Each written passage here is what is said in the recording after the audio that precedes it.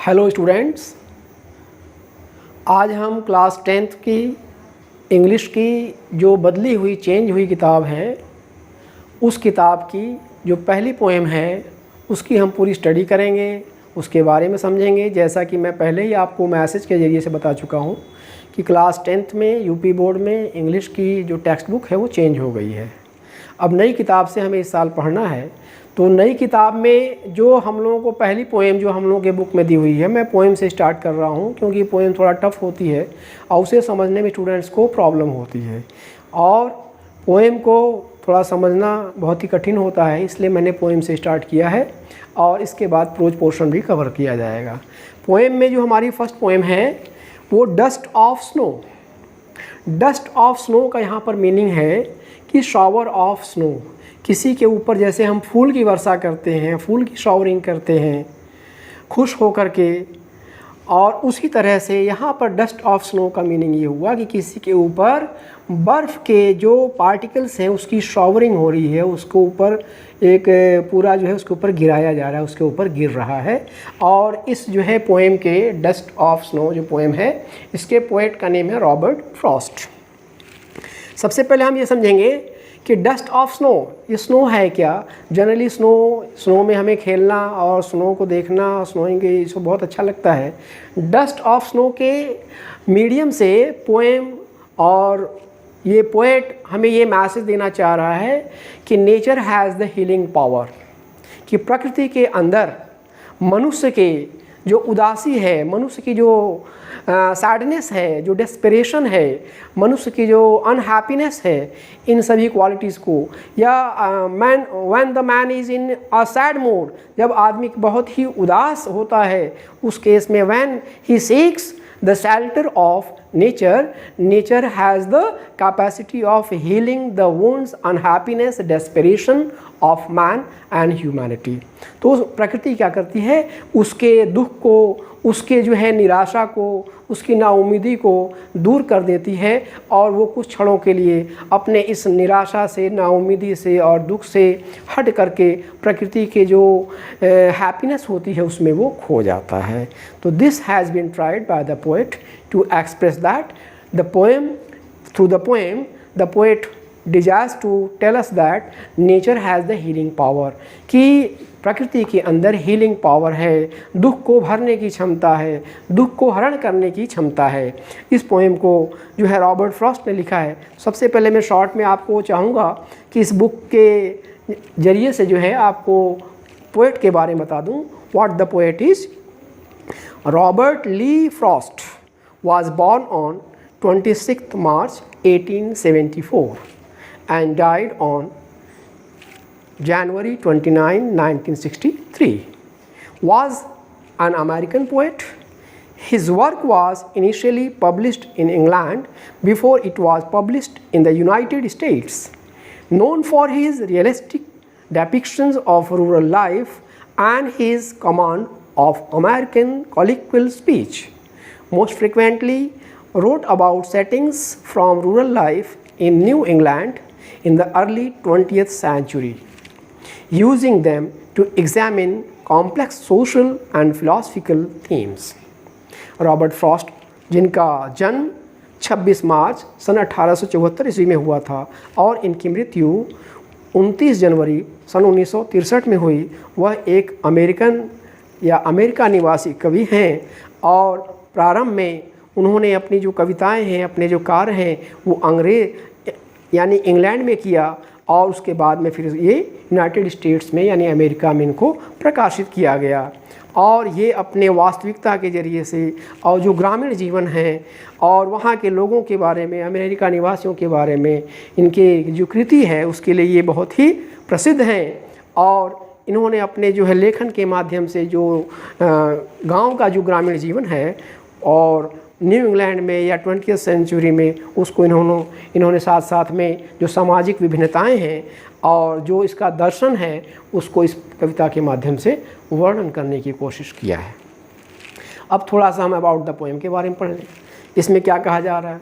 The poem dust of snow by Robert Frost is a simple and short poem. yet with a deep and larger meaning. The poet explains how an act as petty and experiencing snow of one's body can brighten one's day up. The message of the poem is put into words by Robert Frost, always, always a larger significance. इस कविता के माध्यम से, कभी जो dust of snow कविता है, इसके माध्यम से रॉबर्ट फ्रॉस्ट, हालांकि एक बहुत ही छोटी और एक बहुत ही साधारण कविता है, और फिर भी इसका जो संदेश है, इसका जो अर्थ है, इसका जो थीम है, बहुत ही दिल की गहराइयों तक छूने वाला है। और समाज की जो कुरीतियाँ हैं, समाज की जो है, जो ओमिनस हैं, जो हम लोग मानते हैं, मान्यताएं हैं, प्रथाएं हैं, उसके प्रति जो है इस कवि ने कोशिश किया है उसको उजागर करने की, कि हमें we should take the nature as it is, हमें प्रकृति को वैसे ही लेना चाहिए जैसे वो दिखाई दे रही है। Sometimes we make our own assumptions about the nature and natural things, living things, and some special good or bad symbol is given by the human society, but in real it is not like that. कभी कभी हम अक्सर देखते हैं कि समाज में प्रकृति और प्राकृतिक चीज़ों को और उसी तरह से जीवों को उनके गुण और अवगुण के आधार पर या मान्यताओं के आधार पर उनको अच्छा या बुरा अपने तरफ से हम मान लेते हैं। और इस कविता में तो दोनों ही जो चीज़ें दिखाई गई हैं, एक हेमलॉक ट्री और दूसरा क्रो, जैसा कि कौवे को हम मानते हैं, अशुभ मानते हैं, इसे सही नहीं मानते हैं, ये दुख का और जो है शोक का प्रतीक होता है, निराशा का प्रतीक होता है, नाउम्मीदी का प्रतीक होता है। और दूसरा हेमलॉक ट्री हम जानते हैं, धतूरे का जो पेड़ है, ये भी सही नहीं माना जाता है, इसे भी जो है दुख का और संकेत का, संताप का माना जाता है। लेकिन पोएट ने ये बताना चाहा है कि it is not what we think, what is our assumption. We should take the nature and natural things as they are. They can even bring goodness, bring happiness, bring hope, bring life.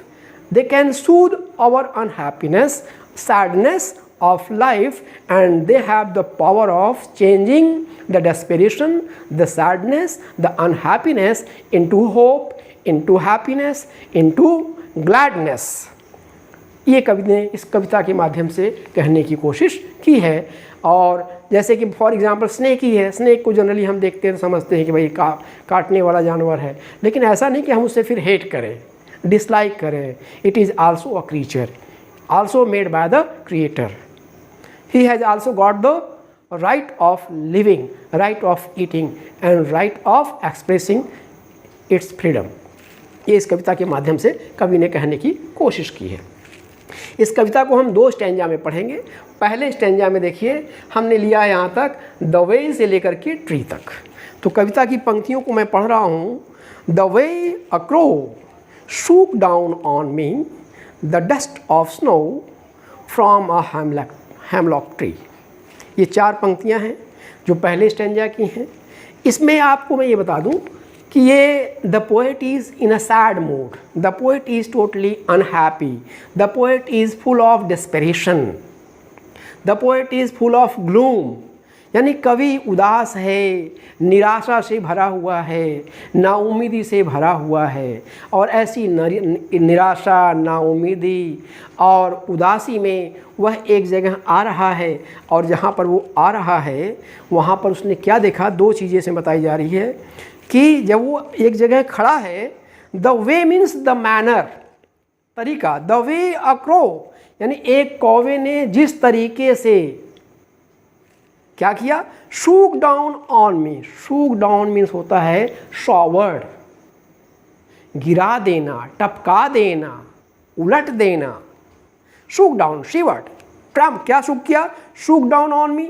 When means a crow is sitting on a hemlock tree, यानी एक कौवा hemlock tree, धतूरा का जो पेड़ है, उस पर बैठा हुआ है। When the poet is below the tree, under the tree, इस जो है पेड़ के नीचे जो है ये खड़ा है पोएट। तो इस कौवे में थोड़ी सी मूवमेंट हो रही है, थोड़ी सी हलचल हो रही है, और उस हलचल से क्या हुआ, the dust of snow, means some part of the snow, the shower of the snow from a hemlock tree, और एक धतूरे के पेड़ से कुछ हिस्सा बर्फ का कवि के ऊपर गिर गया। This was the sense. यहाँ पर देखिए जो क्रो है, मैंने यहाँ पर लिखा है crow is also use as a symbol, symbolic way में यूज़ किया गया है। Used symbolically, generally it is a symbol of bad women. हम मानते हैं कि ये अशुभ मानते हैं, कहते हैं ना ये अशुभ है, कौवा क्या है, अशुभ है। सुबह सुबह हमने कौवा देख लिया, ये अशुभ है। हेमलक ट्री जो है ये भी क्या होता है, एक बहुत ही जहरीला पौधा है और इसमें सफ़ेद रंग के फूल होते हैं और ये मिलता जुलता है जो क्रिसमस ट्री होता है जिस तरह से, उस तरह से मेल खाता, उस तरह का ये होता है। और ये भी जो है किसका संकेत देता है, उदासी का, अंधेरा का, निराशा का और जो है दुख का, और ये भी क्या है, अशुभ संकेत है। तीसरा इसमें वर्ड आया है, फ्रेज आया है डस्ट ऑफ स्नो। इसका मीनिंग है शोवरिंग ऑफ स्नो, यानी इसके ऊपर शोवरिंग की गई, डस्ट की, स्नो की शोवरिंग की गई है। अब हम जो है सेकंड स्टैंजा, पोएम का जो सेकंड स्टैंजा है उसको हम देखेंगे और उसका एक एक लाइन बाय लाइन मीनिंग समझेंगे, उसको पढ़ेंगे। Stanza number second, has given से लेकर हैड रूट तक। इसमें देखिए मैं लाइन बाय लाइन पढ़ रहा हूँ। Has given my heart a change of mood and saved some part of a day I had rued। कह रहा है कि मेरे दिल को, हैज़ गिवन माई हार्ट, मेरे दिल को, मेरे हृदय को उसने दे दिया है, प्रदान कर दिया है, डोनेट कर दिया है। क्या डोनेट कर दिया है, अ change of mood means I was in a gloom, in a sad, in an unhappy mood, and this crow who had showered some particle of snow over me had changed my mood from gloom, from unhappiness, from sadness to happiness, to charm, to glory। उसने मेरे मन की दिशा को, मन स्थिति को, उदासी और निराशा को उम्मीद में, आशा में, खुशी में और जो है खुशहाली में बदल दिया है। This is the sense, a change of mood. और आगे कर, and saved some part of a day I had rued. और वो घड़ी जो बची हुई घड़ी थी, अगर से ये ऐसा नहीं होता तो मुझे उसे बहुत ही उदास रह करके बहुत ही नाउम्मीदी में, किस किस अवस्थाओं में, कैसे कैसे बेचैनी में मुझे वो वक्त गुजारना पड़ता। लेकिन इस जो है हेमलॉक ट्री और इस क्रो ने, दोनों ने सहारा बन करके मेरे उदासी और निराशा के जो बचे हुए जो क्षण थे, जो पल थे, दिन का जो हिस्सा था, अब उसको खुशहाली में बदल दिया है। अब मैं खुश हूँ, मैं खुशहाल हूँ, मैं आशा उम्मीद के साथ हूँ, तो अब मेरा बाकी दिन भी क्या हुआ, अच्छे से गुजरेगा और जो है अब वो मेरा दिन बच गया। इस तरह से मैं उस मुसीबत से छुटकारा पा लिया। इन दिस सेंस हमने यहाँ पर देखा है कि generally we say that a crow and a hemlock tree, this two are the symbol of ominous, means इसको हम अशुभ मानते हैं। कहते हैं जिसको ये देख ले, जहाँ पर ये हो वहाँ उसका अनर्थ होता है, बेकार हो जाता है, इनको कोई देखना नहीं पसंद करता है, इनको कोई लाइक नहीं करता है।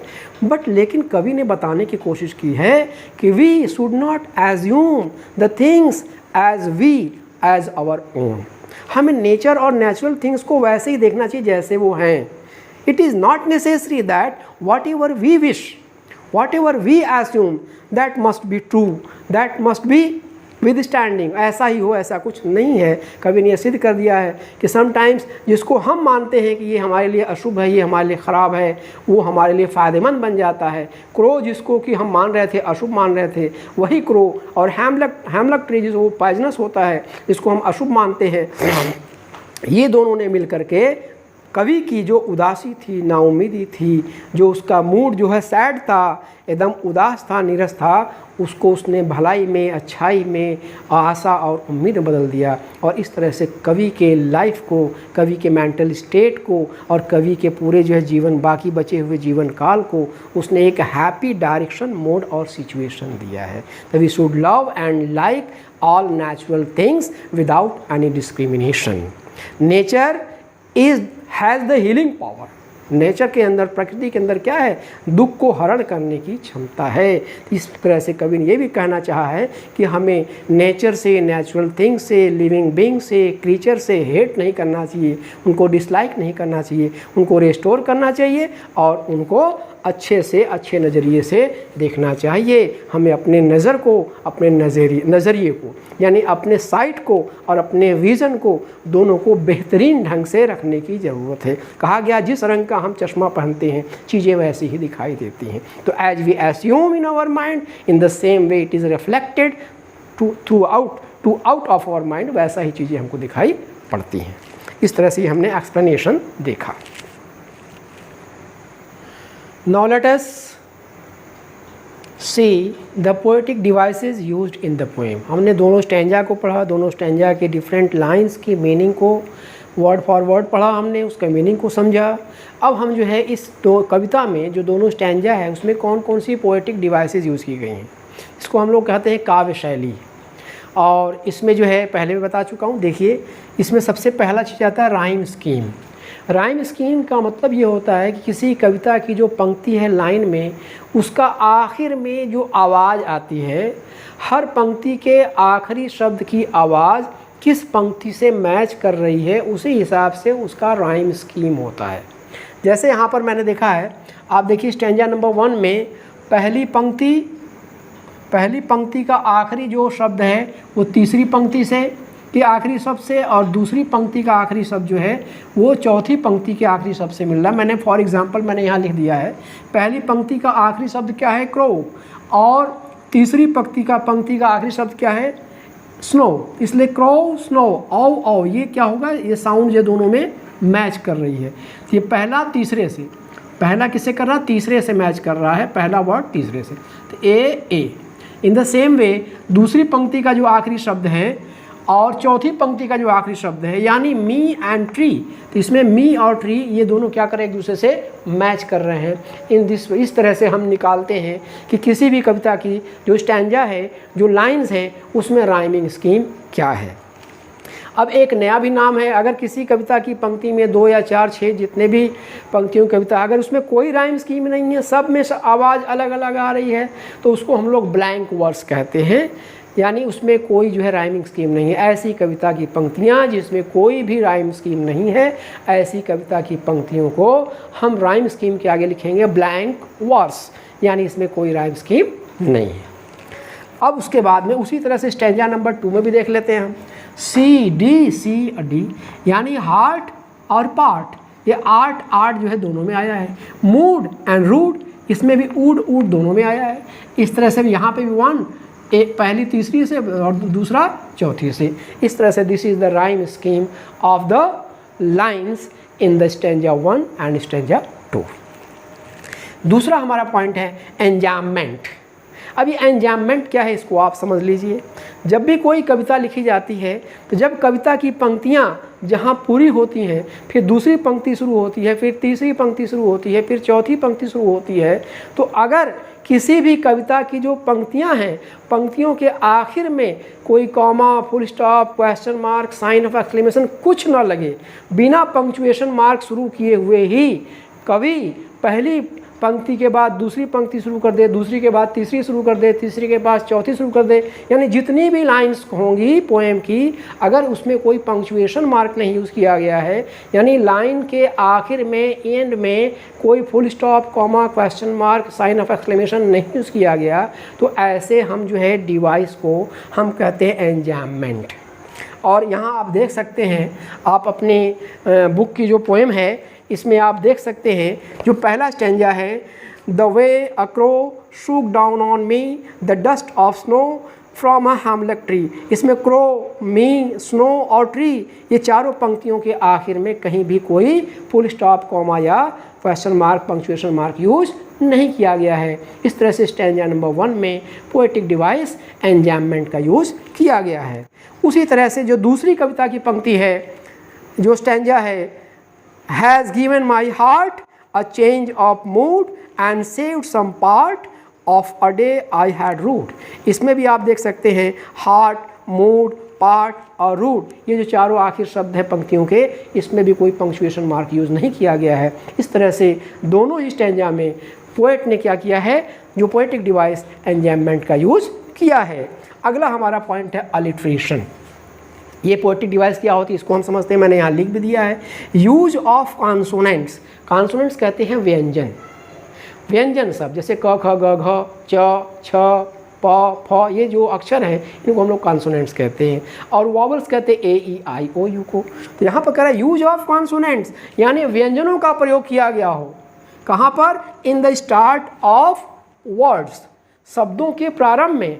यदि किसी जो है कविता की पंक्ति में जो अलग अलग शब्द प्रयोग किए गए हैं, हर शब्दों के प्रारंभ में एक ही कंसोनेंट यूज़ किया गया हो, आ रहा हो दो शब्दों में या दो से अधिक शब्दों में, तो वहाँ पर हम कहते हैं क्या है, अलिट्रेशन है। जैसे हम देख रहे हैं यहाँ पर हार्ट और हैड, इन दोनों शब्दों में शुरू में एच का यूज़ किया गया, दोनों एच कॉन्सोनेंट दोनों क्या हैं, सेम है। उसी तरह सेव एंड सम, इसमें भी एस और एस दोनों कॉन्सोनेंट क्या हैं, सेम है। इस तरह से इसमें अलिट्रेशन का प्रयोग किया गया है। चौथा हमारा हेडिंग है पोएटिक डिवाइस का, इसका नाम है एसोनेंस। एसोनेंस क्या होता है इसको समझ लिए। एसोनेंस वॉवल से रिलेटेड है, यानी जब किसी कविता की एक या एक से अधिक पंक्ति में जो वर्ड्स हैं उसमें वॉवल साउंड यानी स्वरों की जो ध्वनि है वो एक ही जैसी आ रही हो कई शब्दों में, तो ऐसे हम जो टेक्निक को क्या कहते हैं, एसोनेंस। लिखा भी यहाँ पर गया है कि repetition of a vowel sound in a line of a poem, किसी कविता की पंक्ति में एक ही स्वर की ध्वनि को रिपीट किया गया हो। मैंने एग्जांपल भी यहाँ दिया है कि shook down on me, shook में देखिए ऊ, डाउन में ऊ, ऑन में ऊ, आ की यहाँ पर क्या है, तीनों में क्या हुआ, रेपिटेशन हुआ है। इस तरह से यहाँ पर एसोनेंस का यूज़ किया गया है। तो ये चार क्या हैं, पोएटिक डिवाइसेज हैं जो इस पोएम में यूज़ की गई है। लास्ट में एक जो है यहाँ पर और चीज़ यूज़ किया गया है जिसको हम कहते हैं नेगेटिविटी, यानी the unhappy mood, the sad mood of the poem has been changed, turned into, transformed into positivity, यानी जो नकारात्मकता है, जो क्रो के प्रति, हेमलॉक ट्री के प्रति जो आदमी की नेगेटिविटी है, नेगेटिव थिंकिंग है और नेगेटिव वे ऑफ एजम्पशन है नेचर और नेचुरल थिंग्स के प्रति, उसको पोएट ने अपनी इस कविता के माध्यम से पॉजिटिविटी में चेंज किया गया है।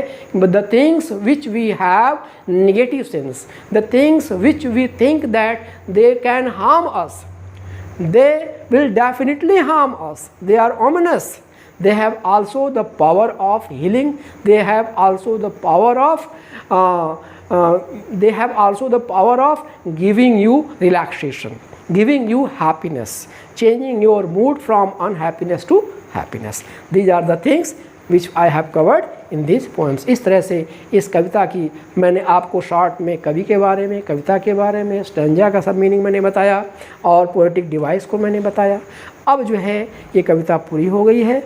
आप लोगों को इस पोएम के इस लेक्चर के आखिर में जो है दोनों स्टैंजा से रिलेटेड जो क्वेश्चंस हैं वो क्वेश्चन भेज दिया जाएगा और साथ साथ में central idea of the poem भी भेज दिया जाएगा।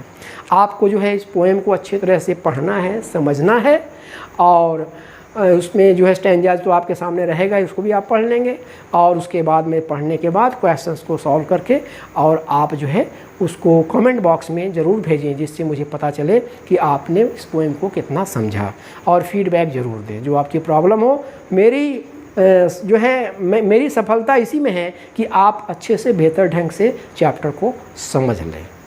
आज के लिए बस इतना ही।